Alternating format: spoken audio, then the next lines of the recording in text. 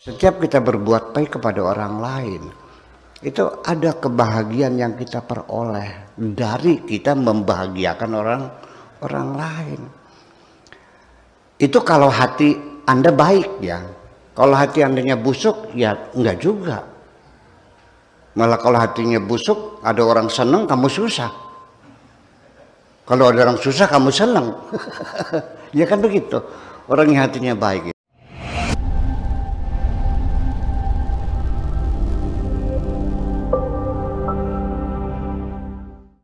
Sifat kebahagiaan kan sangat lembut, halus ya. Dan dia bukan seperti benda yang kaku ya, elastis, berkembang. Jadi apapun yang kau rasakan, kebahagiaan di hatimu, kalau tidak kau bagikan kepada teman-teman, kebahagiaan itu semakin tidak ada artinya. Ya. Tetapi ketika kita bagikan bagian itu, maka rasa bahagia itu semakin membesar. Mungkin enggak Mas Yoyo ya? Mas Yoyo bahagia sendirian di tengah hutan, tidak ada teman. Apa yang kau rasakan? Mau tertawa terbahak-bahak sendirian gitu, nggak ada artinya kok. Betul enggak? Kebahagiaan itu kan akan berkembang, akan tumbuh berkembang ketika kita bercerita kepada teman-teman.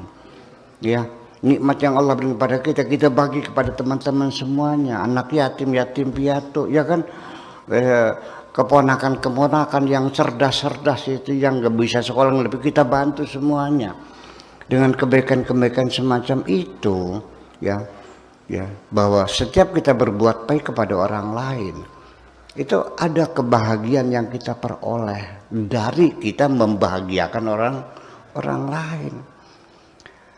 Itu kalau hati Anda baik ya.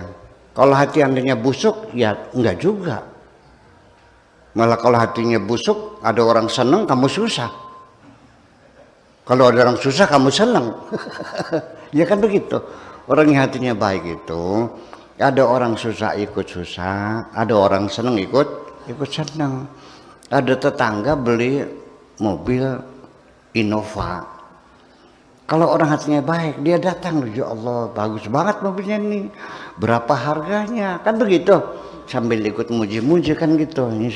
Nanti kalau saya perlu bisa pinjam kan, nah, dengan ramah tamahnya dia ikut bergembira, ada temannya mampu beli mobil, itu hatinya baik. Tapi ada yang panas hati itu, dah paling juga kredit. Nih potong kuping 3 bulan juga ditarik lagi. Ini urusannya apa? Ya, orang hasud itu orang yang tidak punya cita-cita, nggak ingin kaya, nggak ingin pintar, nggak ingin sehat, enggak. Dia inginnya mengganggu orang lain, ya, menghalangi orang lain jangan berhasil. Itulah kebahagiaan dia, kan gila.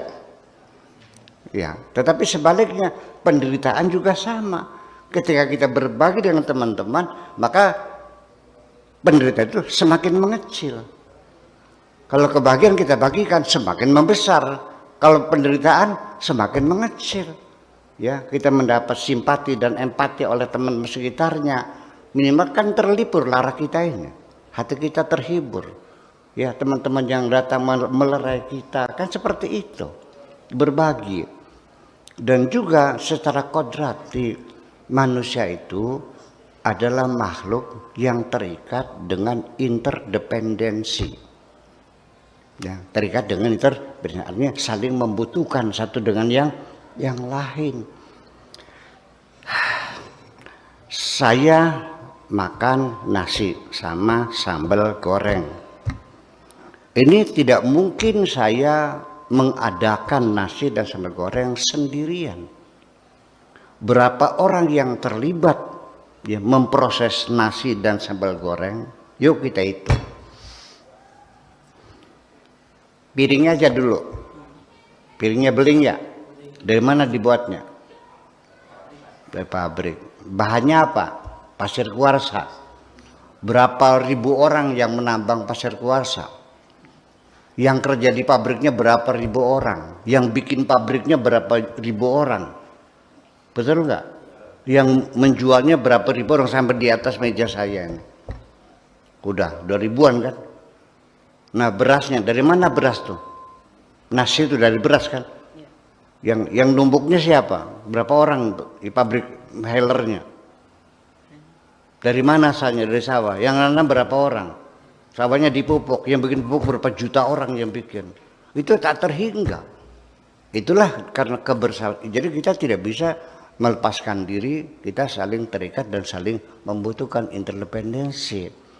Nah, jadi kalau kita saling membutuhkan, ya kita berbagilah dalam kebahagiaan kita. Jadi kalau Anda ingin jadi orang kaya raya yang tidak boleh kecuil hartanya, yang tidak mau dibagi-bagikan, oke, sekarang saya kasih Pak Yoyo ya, saya kasih Indonesia Sabang Merauke buat Anda semuanya. Ya, dengan sawahnya, dengan tambangnya, tapi sendirian. Tapi sendirian di hutan. Enak enggak? Oke. Jadi itulah kebahagiaan yang kita capai itu adalah bukan berarti kita punya duit banyak, tapi eksistensi kita yang memberikan manfaat kepada masyarakat sekitar kita ini. Dan fasilitas-fasilitas sosial yang ada itulah yang membuat kita hidup menjadi nyaman. Oke, sekarang mau saya bertanya kepada Pak Yoyo nih.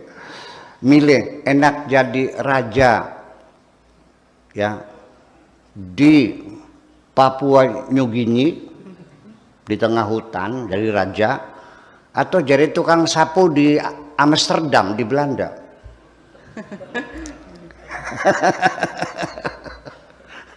Udah paham?